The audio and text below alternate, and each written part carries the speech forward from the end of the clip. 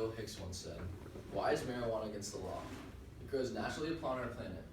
Doesn't the idea of making nature against the law seem to you a bit unnatural?" Well, since marijuana has been classified as a Schedule I drug by the US government, people have viewed it as a harmful and addictive substance. Today I'm going to talk to you guys about the stigma behind marijuana and why people view it as harmful. I'm also going to show you a plan to help our society overcome this unethical fear of the substance, which will hopefully lead to an increase in medical use and a decrease in medical use of other dangerous substances.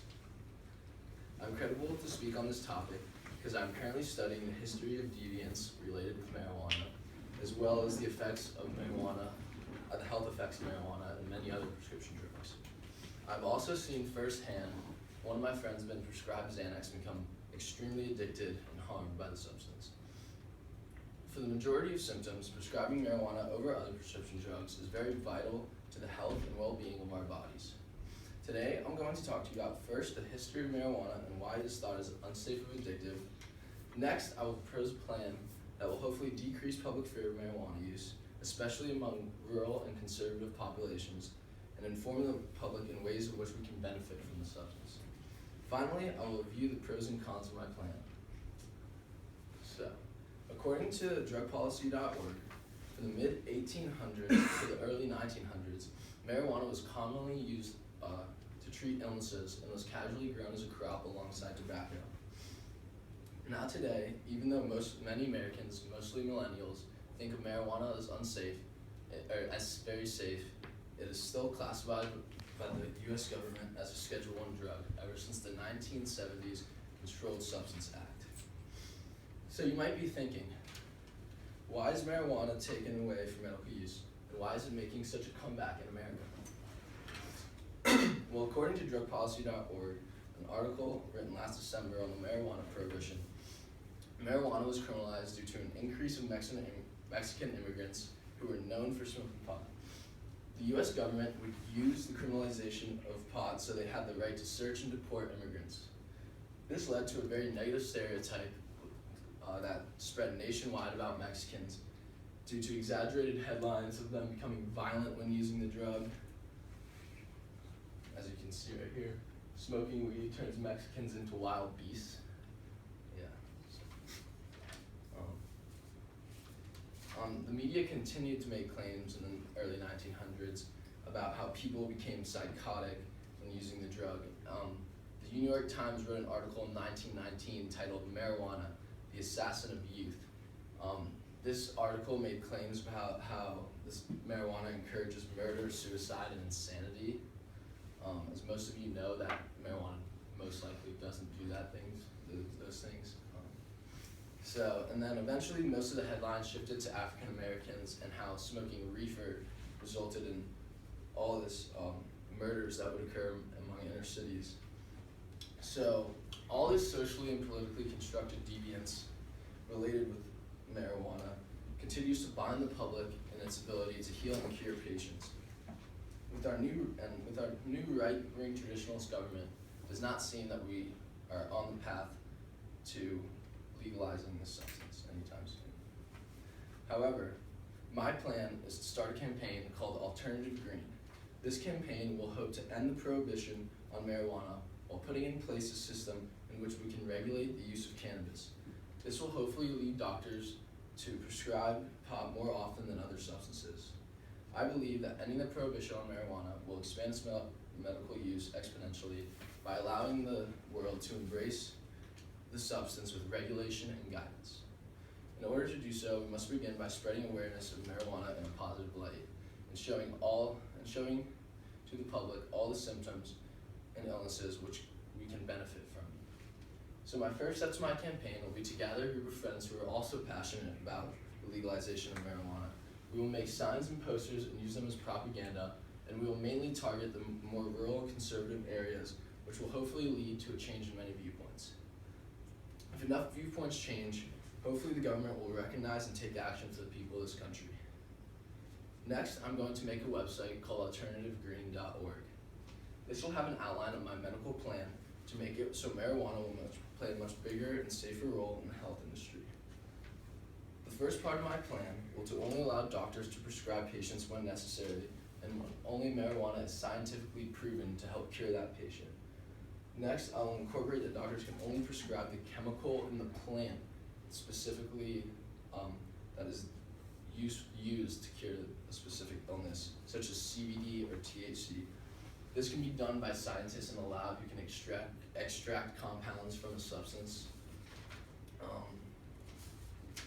This will not only eliminate unnecessary consumption, but will limit people from just trying to get a hold of the drug. I would as well put a restriction on how much doctors can prescribe a patient. This will decrease overdosing and abuse and underground market of the drug, which leads to violence. I will also eliminate the smoking process of marijuana by only allowing, except for vaporizers, by only allowing doctors to prescribe prepackaged disposable vaporizers that cannot be refilled. This will eliminate most of the harm associated with marijuana, which is smoking and all the tar in the plant.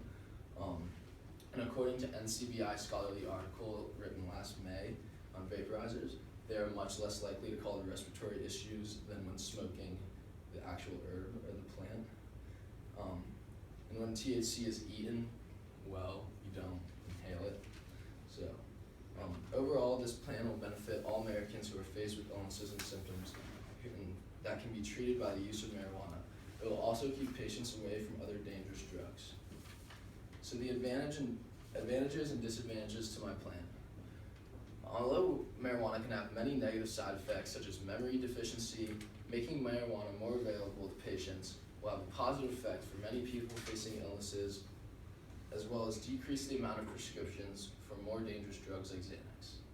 Unlike marijuana, most substances that doctors prescribe their patients are scientifically made to help out a certain illness or symptom. On the other hand, marijuana is a naturally grown substance that can cure up to 700 symptoms and illnesses such as glaucoma and ALS, according to ncog.org. However, marijuana has been proven to cure many illnesses. Although marijuana has been proven to cure many illnesses, we do still not know long-term health effects associated with the substance. This is due to the lack of studies that have been done because marijuana has been a Schedule I drug for so long. And one of the biggest difficulties with my plan will be to persuade the older and more conservative population in the U.S. Many of the people of this sort have been told their whole life that marijuana is a very dangerous drug and that the only people who smoke it are often stereotyped as hippies, lazy, or stoners. My plan is also going to be very challenging due to the right-wing conservative government that has recently been speaking negative towards state legalization of marijuana. However, according to an article from BusinessInsider.com, longtime CEO of Progressive, Peter Lewis, admits to smoking pot casually on a regular basis, and one of his friends even stated that he is a functioning pothead, and he is also a very successful CEO. And many people do fear weed for many reasons involving their health and motivation, while not thinking of other substances in this way because doctors prescribe it to them and they tell them that it's okay and it will help them with whatever is wrong or why they're getting prescribed. But there are many studies that have been done on the health effects of substances like Xanax and oxycodone, and I compared them to the health effects of marijuana. And I found a credible website called drugabuse.org, and they have the positive and negative health effects of nearly every substance. And for marijuana, the health risks are respiratory problems, cardiovascular risk, memory issues, decrease in motivation, pregnancy and birth issues, and psychological dependence.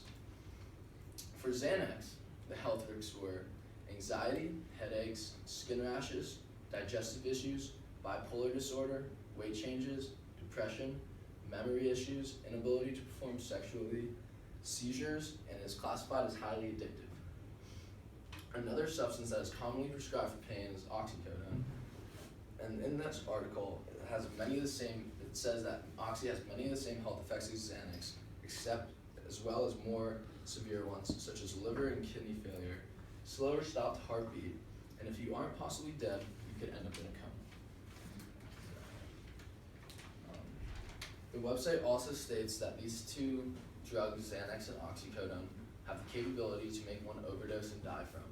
On the other hand, it states that marijuana does not have the capability to make one overdose, and the physical effects cannot lead to death. If a doctor can more easily prescribe weed than these drugs, then they will limit the harm and addiction that patients face. As I've discussed the negative health effects of marijuana versus other prescription drugs, you can see how the cons of marijuana are much less severe than those of oxycodone and Xanax. So after listening to me talk about the history of marijuana and its deviance, my plan to overcome this unethical fear of marijuana, I hope you realize that we must make an effort to incorporate marijuana usage among people who need it most. By making marijuana more accessible to patients, it will limit drug addiction, drug distribution among abusers, and allow a more natural and healthier lifestyle among patients. My plan is practical because new generations are starting to understand the real effects that these drugs have.